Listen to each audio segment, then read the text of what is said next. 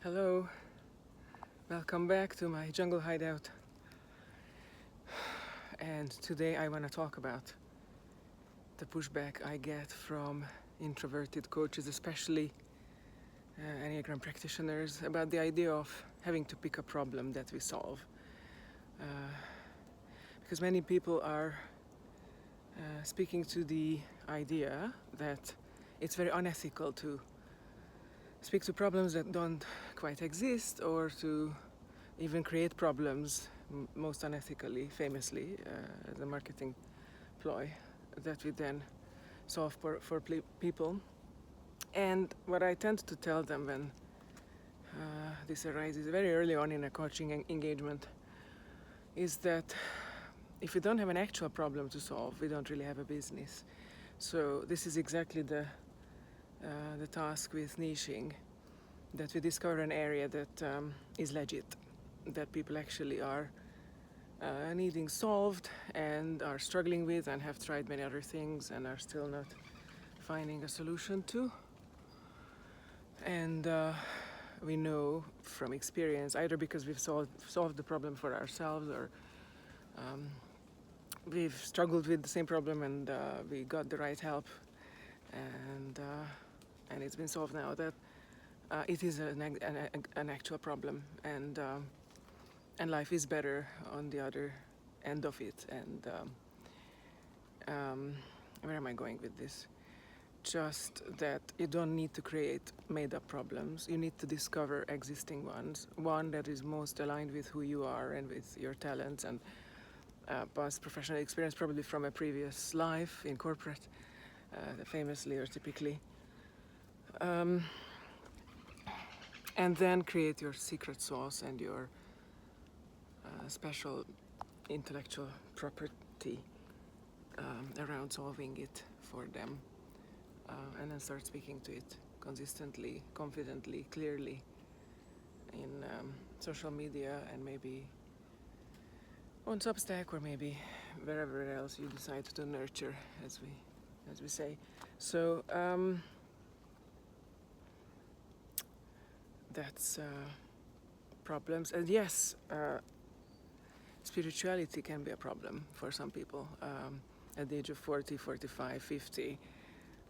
When they regularly get stuck at the same place, and they have really tried everything within ego, within personality, and they are slowly waking up to the fact that it's not working anymore.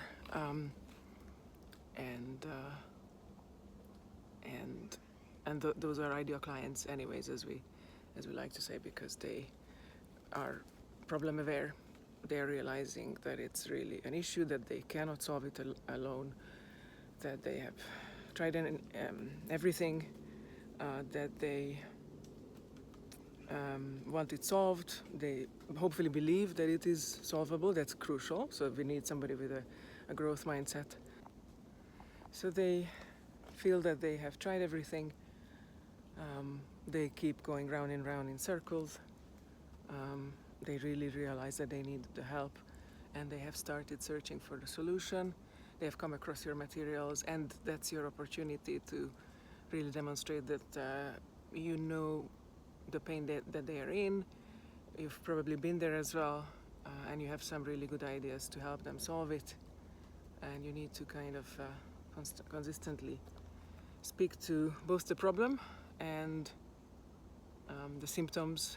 And this is not rubbing it in. This is just helping them self-identify and identify both the fact that they have the same problem. Sometimes people need a little bit of help in realizing that they actually have a problem. That's what interventions are for, from friends and all. And I also need help in realizing that you might have the key to open this transformation for them. And this is the way how you probably purchase things, products and services as well, if you are really honest with yourself. So you don't just buy coaching ever. I don't think hardly anybody does, except if we really know the person and if we know that anything they do, but that's really rare, and that's much harder to recreate. There is less agency there, and as a body type, I don't think that's a reliable foundation for a business in a sense either. So we want repeat stuff and repeat business, and that is rooted in a problem. So think of the spiritual problem, if you're an Enneagram practitioner, that you help. Maybe you help people coming out of a divorce with the help of your Enneagram coaching, or with the help of the Enneagram brother. Maybe you help corporate executives stuck in a toxic environment, and your main tool is the Enneagram. Then maybe you could start doubling down on addressing just their problems and just this. They need your help. They need you to help them notice what's going on for them. They need you to speak to how you solved it, probably for yourself or for others already successfully. They need you to be consistent with your niche, with the problem and the avatar, so the ideal client that you have in mind, as consistent as you can be starting out. It doesn't have to be 100%, as we like to say. 70% clarity around who you work with and what you solve for them is enough. What matters though is that you step up and you define yourself in problem terms, as opposed to woo terms, which is not so appealing. It's inspirational, it's lovely to read a couple times, and then maybe not so much more, because the algorithm is going to hide you anyways, and people are definitely not going to subscribe as the noise increases, as the noise further increases. The more specific and the more burning the problem is that you solve, the more easy it is for people to choose you. So do them the favor of niching right, and stepping up to lead this tribe, as Seth Godin would say as well. If we don't niche right, if we don't have clarity around the problem or the person we help, and if we don't speak to this regularly and consistently, then we're not going to gain traction. Therefore, we become more and more introverted, and then the cycle repeats. So this is one of the many reasons, other than personality, withdrawn types and certain instincts, such as the self-preservation instinct, which is probably the least interested in showing their face in most contexts.